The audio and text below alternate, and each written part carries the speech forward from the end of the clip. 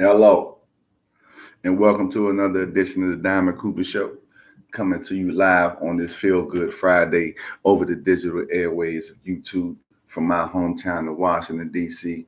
Good to be with you again. To those who have been supportive and hit that like and subscribe button, I want to express my gratitude. I appreciate it. If you're just joining me for the first time, make sure you hit that like, hit that subscribe, and support your brother. And I'm going to keep the content coming. Got a good show to get into. Playoff weekend, little NBA news and notes, couple of things that are off kilter, off the shelf a little bit, wild statements, and we got to start with the first segment, as we always do. For real, New England wide receiver, Kayshon Boutte, he was a wide receiver at LSU, and he was just arrested for making over 8,900 bets in a span of 397 days while he was still in college at LSU, which means he was underage, which makes it illegal. However, the reason that this is the segment that we're starting with today, for real, take a guess what his username was. His name, Kayshon Boutte. And then he wound up changing it to Kayshon Boutte 01. See, this is why when certain individuals come from certain backgrounds and you are in position to change the dynamic of your family for an extended period of time, create generational wealth. But what you decide to do is you want to try to bet on games, and he allegedly betted on at least 6 games that he actually played a part in. What are we doing? Like, you guys are afforded the opportunity that a lot of people wish that they could have had. You are actually in college, making a name for yourself, making plays, being a part of big games in the SEC at LSU. And you jeopardize everything you got going on while you're in college. Of course, you did it while you were in college, but you just got to the league. He's a wide receiver for the New England Patriots. But when you see somebody do this and you use your real name when you know you're doing something you're not supposed to do, this is not the field you need to be in, young brother. You don't want those problems. You're not built for the prison life, the having a name for going to jail. That's not your DNA. That's not your makeup, man. You paved the way for yourself and did enough to get to a point where as you could be excelling in the National Football League in whatever role befits you. But you choose to put yourself in jeopardy, and you're not the only one. You're not the first. You won't be the last. But to all the young brothers, man, have this opportunity whereas you're in college and now with the NIL and everything, and he was a part of the NIL stuff. Like, it was going on before they actually made it official. It was happening. Players been getting paid to play for years, for decades. So miss me with all that.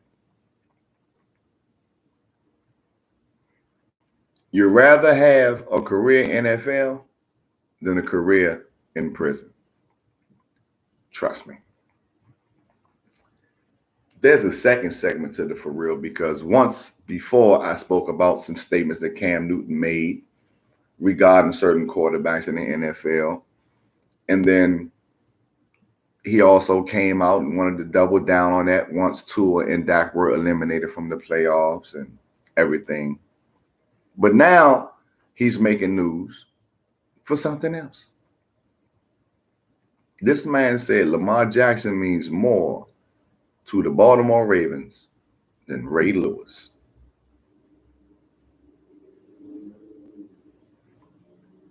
Really? See, Cam, I get it. You trying to get the clicks, trying to get the numbers up, being a little controversial, a little adversarial with your takes. I get it. That's what get clicks. But you have to actually think about what you're saying before you say it, because you want people to actually like believe in the merit of your statements when you make these statements, because you have a platform. Ray Lewis was the second pick for the Baltimore Ravens. The first pick was Jonathan Alden. They moved as an expansion franchise, left Cleveland and the old Cleveland Browns, turned into the Baltimore Ravens. Ray Lewis was the second pick. Before they started winning, people watched the games to see Ray Lewis. The culture that was created, played like a Raven, that was Ray Lewis. Defensive Player of the Year twice. Super Bowl MVP as a defensive player, how many times did that happen? Twice. Everything that is the fabric of the Baltimore Ravens, Ray Lewis epitomized all of that from the onset of their existence. So even though Lamar Jackson is a phenomenal talent, and Lamar Jackson is probably about to change the mold in what people believe as far as the kind of quarterback that can win a Super Bowl,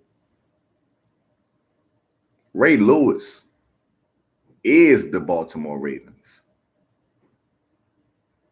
And then you being so critical of quarterbacks and everything, Cam Newton. But in all actuality, you had 2 years where you really excelled. 2013, you had 3,379 yards, 24 touchdowns, but you had 13 picks, 585 yards rushing, 6 touchdowns. And that was your first playoff appearance in your third year. You started 1-3, you won 8 straight. You finished 12-4, had the number 2 seed, lost to San Francisco 23-10. And in that game, you had what? 267 yards, 1 Baja, that's touchdowns for those who don't know, and 2 interceptions. Kind of pedestrian. And then you got some garbage yards because y'all was down. Then in 2015, when you was the MVP, doing the Superman thing, everybody was feeling you. You was on top, 3,837 yards, 35 touchdowns, 10 picks, 636 yards rushing, 10 touchdowns rushing, 45 total touchdowns in the season, which was remarkable at the time. You started 14-0, you finished 15-1, number 1 seed, and you lost at the Super Bowl to Denver when Von Miller was just all over your ass. When you have the platform that you have, you need to make sure that what you have to say is accurate, Cam Newton. Because you were great for a couple of years. But you got a lot of criticism to people that have a resume that's better than yours. Brock Purdy, his resume is better than yours because he's in his second NFC championship in less than 2 full seasons. Your first 2 seasons, you didn't make NFC championship. That isn't what happened. Also, what didn't happen was you didn't have one of the best touchdowns and interception ratios in your first 7 years like Dak Prescott. You didn't go 13-3 your rookie season like Dak Prescott and rumble with Aaron Rodgers. You didn't do that. You haven't thrown for as many yards as Tua threw for. And he missed games because of injuries. So pipe it down. Don't use your platform to try to find ways to create clicks. Use it and speak the truth, because Lamar Jackson will etch himself in the Baltimore lore if he wins a ring. But they only know about championship pedigree and about Raven mentality. Play like a Raven because of Ray Lewis. Believe that. We got the playoffs coming up this weekend, and we got beef. Deebo and CJGJ Johnson, safety for the Detroit Lions, formerly of the Philadelphia Eagles last year, had a whole lot to say about Deebo Samuel. Called him a running back, told him he could check him, called him a little boy, told him stop playing with him. I love it because it's not enough shit talking in the game now, in the NFL, in the NBA, in the Major League Baseball. It's not enough shit talking. You're supposed to create bulletin board material. You're supposed to make the other team mad. You don't want them to like you, and you want them to know you don't like them, because we're going out on the field to find out mano a mano who gonna come out on top. But we got to deal with the facts as well. And Deebo is more than a running back. He played 4 different positions. He like a wing back, running back, wide receiver, slot, tight end. He lined up everywhere. And he's been practicing. He was out there practicing, dancing, putting his arms up. It's a shoulder injury. And if your shoulder really messing with you, you're not doing that. I know about shoulder injuries. Rotator cuff, stuff like that, AC joints. You're not going to be doing this comfortably. Wow, you're not going to be doing that comfortably. He dancing. Look like Deebo going to play so. CJ Johnson did talk that shit about Baker Mayfield, and he wound up getting the pick on the first drive. I'm not banking on that happening right away. But you got to love the luster and the excitement that it brings to the game, to have people going at it, talking trash before the game starts. I love it. Keep it coming. Vic Fangio, just a little couple of news and notes. Vic Fangio, he parted ways as defensive coordinator with the Miami Dolphins, and it appears he's supposed to be locked in to be the new defensive coordinator at Philly. So Vic Fangio had Miami defense playing pretty good. They gave up some yards in the run game, especially against Kansas City, but they was in the cold. They weren't ready for that cold, man. So he out in Miami. Looked like he going to Philadelphia. The Carolina Panthers hired a head coach, Dave Canales, who was an offensive coordinator at Tampa Bay. Did a good job of Baker Mayfield, being creative. I mean, it don't matter what offense you put Mike Evans in, he going to get numbers, but did a good job there. Congratulations to him. Hopefully, he can create some schemes and they can get some offensive linemen to protect Bryce Young, and then we can see the best of Bryce Young, because he's a phenomenal talent. Situation in Carolina just wasn't great for him, which is why they wound up with the worst record, but they don't have that number 1 pick because they got to give it to Chicago, who traded it to him last year, which is how they got Bryce Young. Raheem Morris, new head coach for the Atlanta Falcons. Even after Belichick had 2 interviews. He was an interim coach for Atlanta after Dan Quinn was fired a few years ago. Defensive coordinator for the Los Angeles Rams last year. He was a head coach at Tampa Bay for a short stint when he was younger, much younger, a long time ago. And in 3 years, he went 21-38. 4 years, almost 4 years, went 21-38. They were impressed with his interviews, with his strategy, with his game plan, how he was trying to move forward. And I'm good because he's a brother. I'm good with it, because a lot of brothers, when they have one chance to have a head coaching job, they don't get a second. So I'm glad that he got another chance. And I wish him the best of luck, because he got a lot of weapons. But Raheem Morris talked to Arthur Blank and trade and get Justin Fields down there with Bijan Robinson and the rest of the crew. Drake London, Kyle Pitts, Tyler Algier. Come on now. Tighten that thing up. Go get Justin Fields, because Carolina acted like they want to get Caleb Williams Chicago, acted like they want to get Caleb Williams with the number 1 pick. Go trade, get Justin Fields. Boost that thing up. You can do it. I believe in you. Moving on to the NBA real quick. My Lakers, we got back to 500 last night. 141-132 over Chicago, and I'm not happy because we gave up 132 points. That's a lot to give up, but if you're going to get it up, at least you win. So kudos to them. We got 110 points from our starters. This new start lineup that I mentioned before to y'all is working. LeBron had 25, 12 assists, 4 rebounds. D'Angelo Russell had 29. Austin Reeves had 20. Taurean Prince, 14. AD, 22, 11 rebounds, 6 assists, 2 blocks. And the All-Stars came on yesterday. And LeBron is the first player to be named to the All-Star game 20 times. Kudos. Like I say, best career hands down. GOAT conversation. a little bit different. Love what they're doing right now. 23-23, ninth in the West, but only 3.5 games out of the 5 seed. They keep playing this way. It's trending in the right direction. Sacramento Kings, remember last year, they were the number 3 seed. This year, they're the number 7 seed. Been kind of up and down. They 25-18, but they did get the 134-133 win over Golden State last night. Steph Curry lost the ball with a couple of seconds left after Sabonis got a dunk to give them the lead. They split the season series 2-2. Harrison Barnes had 39. It seemed like every time he played against Golden State, because he won the championship with Golden State, their first championship, and then he went to Sacramento. He had 39. He always shines against them. Sabonis had 18, 13 assists, 8 rebounds. De'Aaron Fox, 29 points, 10 rebounds, 4 assists. That boy an animal. If y'all haven't watched this boy play, y'all got to check out Sacramento games and watch De'Aaron Fox go to work. Steph had 33. 6 rebounds, Clay only 16. Jonathan Kuminga, nice game for him because he don't get 30 many times.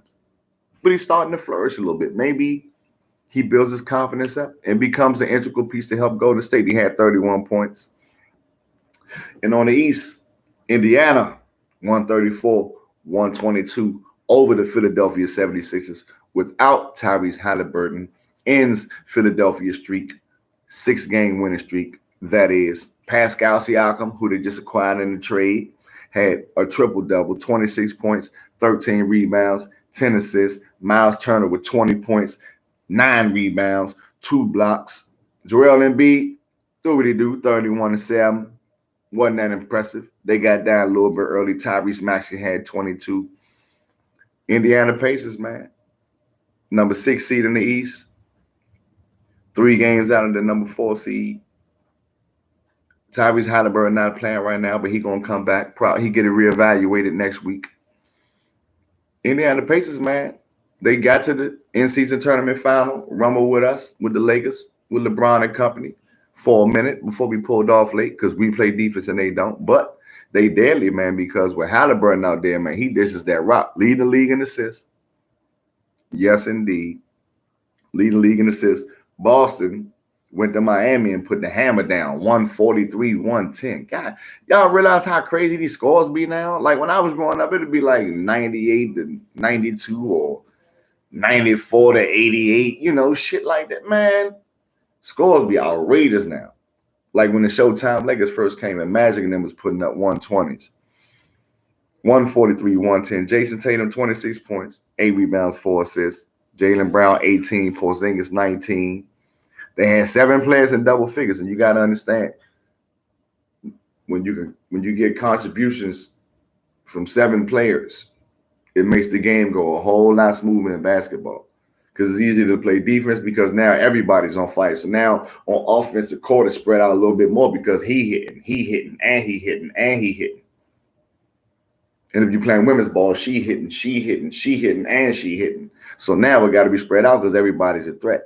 They had 77 points in the first half, and the game was never really close. Jimmy Butler only had 17. Bam Adebayo and Tyler Hero both had 19. Boston, still with the best record in the NBA, 35-10, 20-1 at home, even though they was on the road at Miami for this game. Boston Celtics looking mean because even when Tatum and Brown don't go off, they still find a way to win by 33 on the road. Also, kudos to the New York Knicks. They won by 38, beat the defending champ. Denver Nuggets, 122-84. The Joker had 31, 11 rebounds, only 3 assists, way below what he normally gets. He's almost at a triple-double. Jamal Murray, 9 points. Very off game, 7 assists. Aaron Gordon, 12. No one else on the team besides him and Joker was in double figures. So it looked like it was just an off night. They were down by a lot at halftime. Julius Randle, 17, 8 assists, 7 rebounds. Jalen Brunson, 21. OG Anunoby, since they acquired him, not only is he bringing them defense, but they've allowed him to be aggressive on offense. They look to get on the ball. He had 26. They had 40 bench points. And if you get 40 points off your bench and your starters do anything close to what they normally do, you got a great chance to win. Like I was saying, New York led by 21 at the half, and they was up 98-66 after 3 quarters. Very impressive win. The New York Knicks are now at the 4th spot at 28-17, 2 games behind the Philadelphia 76ers for the 3rd spot in the East. The New York Knicks, man, they've been progressing. They got Jalen Brunson. They've been getting better and better. They add OG Anunoby. Their defense getting better, and he's aggressive offensively. Kudos to the New York Knicks, man. The All-Star starters have been announced in the West. You got LeBron James, of course. Nikola Jokic, the Joker, of course. Kevin Durant, especially on the tear he's been on lately, no doubt. Luka Doncic, Shai Gilgeous-Alexander from the OKC Thunder. In just case y'all don't know, the OKC Thunder, they're a half game out of first place in the West. They're number 2 in the West. Half game out of first place.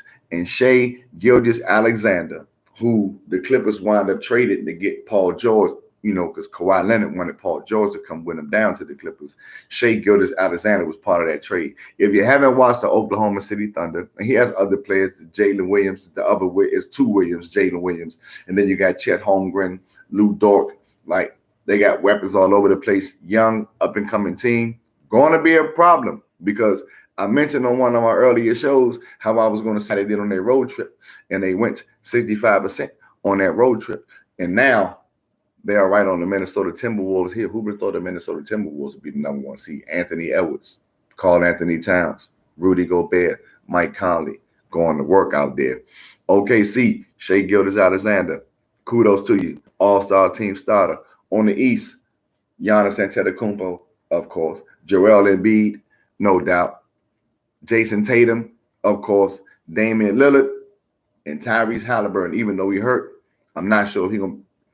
It's in February, so he might be back for the All-Star game. We would love to see him out there because he definitely dished that rock. So, like I say, in the West, you got LeBron, Nikola Jokic, Kevin Durant, Luka Doncic, Shai Gilgeous-Alexander. And in the East, you got Joel Embiid, Giannis Antetokounmpo, Damian Lillard, Jason Tatum, Tyrese Halliburton. It's going down, man. The NBA about to start heating up, too. So I hope y'all getting ready for that. And now it's time to get into these playoff games for the weekend. Mark Andrews is active and returning for the Baltimore Ravens. Deebo Samuel, he active, he moving. Shoulder good, on track to play. Baltimore defense is the first defense to lead the NFL in sacks, turnovers, and point per game average in the same year, because we know that the 2000 Baltimore Ravens only gave up a little more than 9 points a game. Who's the best defense all time to you? Good question. Number 1 defense all time. There's been a lot of good defenses.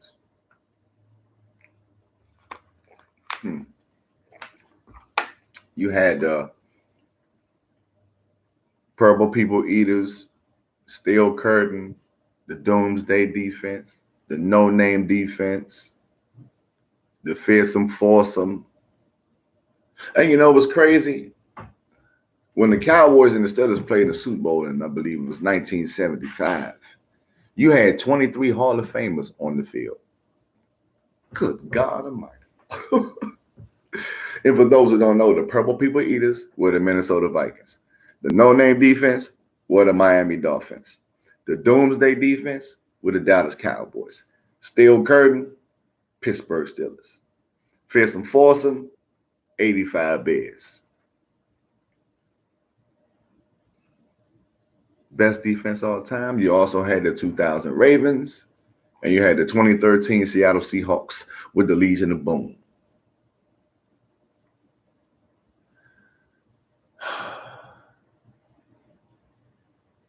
I got to give it to the Baltimore Ravens.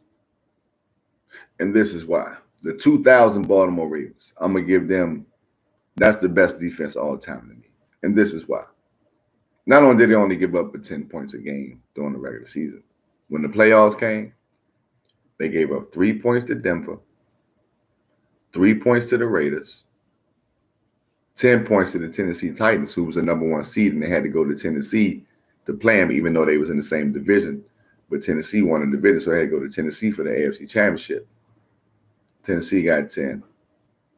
That's 16. In the Super Bowl against the Giants, it was 34-7, but the Giants touchdown came on the kickoff return. So the defense didn't give that up. They gave up 16 points in 4 games. That's an average of 4 points a game in the playoffs. I think I'm going to go with that. Ray Lewis, Peter Bowitt, Terrell Suggs, Chris McAllister, Dwayne Stocks, Rod Woodson. Yeah. Baltimore Ravens' best defense to me. This year, it's a different offense, and this is Lamar Jackson's time. So it's time for the playoff jewels. And with Mark Andrews coming back, the element that he brings with Isaiah Likely to go along with the other weapons that they have, the plethora. Gus Edwards, Patrick Ricard, OBJ, Zay Flowers, Rashad Bateman, Baltimore going to the Super Bowl. Take Baltimore. On the other side, there's a wave. Everybody loves an underdog story. Everybody loves the person that's been overlooked and been cast off, like Jared Goff for Detroit. And all the money coming in on Detroit. But the line keep moving towards San Francisco. So I'm going to tell you that the rust that transpired last week with San Francisco isn't going to transpire this week. And I have the San Francisco 49ers for a double-digit win. Baltimore Ravens to cover the spread. Win, go to the Super Bowl. Excuse me. And they're going to meet the San Francisco 49ers, who are going to cover the spread and go to the Super Bowl. But for those who want to get some money tonight, take an irregular pick. And I call them irregular picks because they just jump off the screen for a reason that has something to do with the number and also the opponent. Take the San Antonio Spurs tonight if you want to get some money. Before I get up out of here, shout out my baby Nell. Love you. Shout out moms, granddad. It's going to be a great 2024.